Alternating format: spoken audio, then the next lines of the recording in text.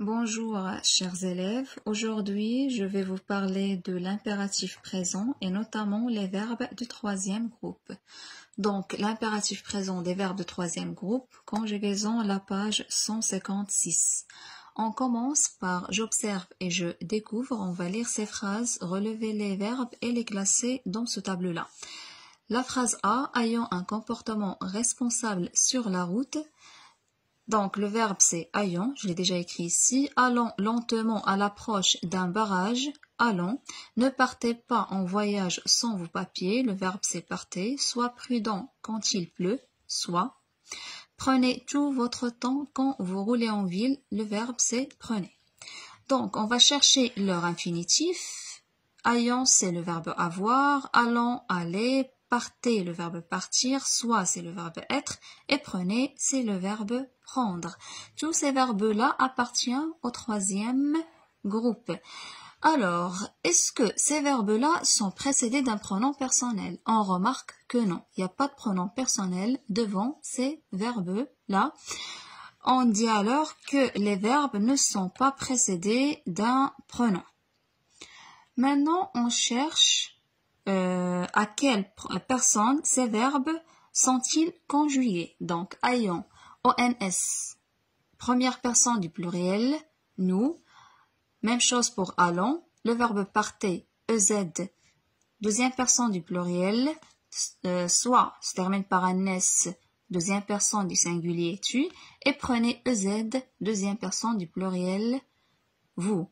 Donc, les pronoms personnels sont tu, nous et vous.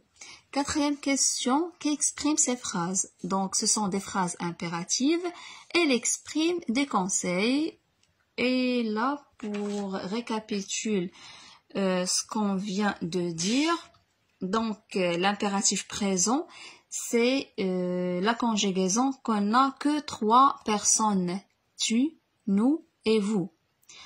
Et n'a pas de pronom personnel, ça veut dire on n'exprime pas, on ne dit pas tu, nous et vous. Même radical qu'au présent de l'indicatif, c'est dans la plupart des cas. Et les terminaisons sont S, ONS et EZ. Quelques exemples ici. Partir, par, partant, partez, S, ONS, EZ. Venir, vient, venons et venez. Faites attention aux deuxième personne du singulier, parce que ça change le radical. Sortir, sort, sortant et sortez. Toujours S, ONS et EZ.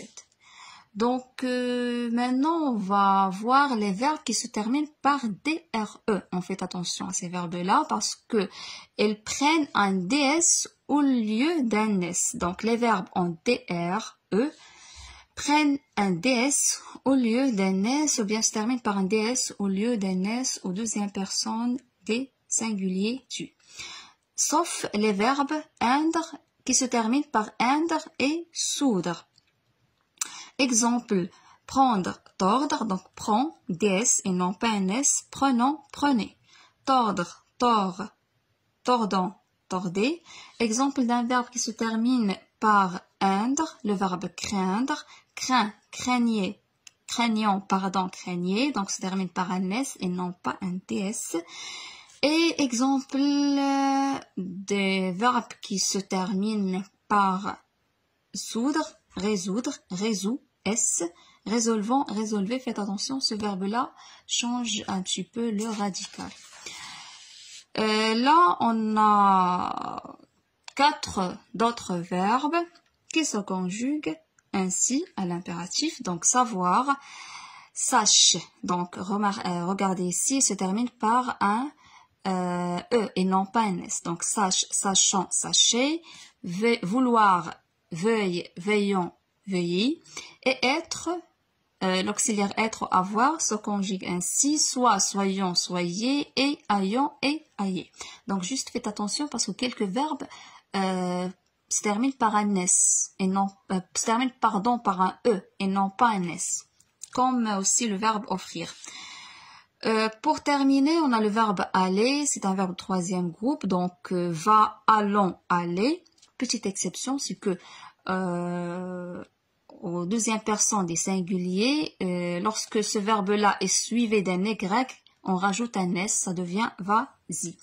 Donc, c'est tout pour aujourd'hui. Je vous invite à faire les exercices de la page 157. L'exercice 5, 6, 7 et 8. Et je vais partager la correction de ces exercices au plus tard le mercredi, Inch'Allah. Donc, bon courage et à la prochaine.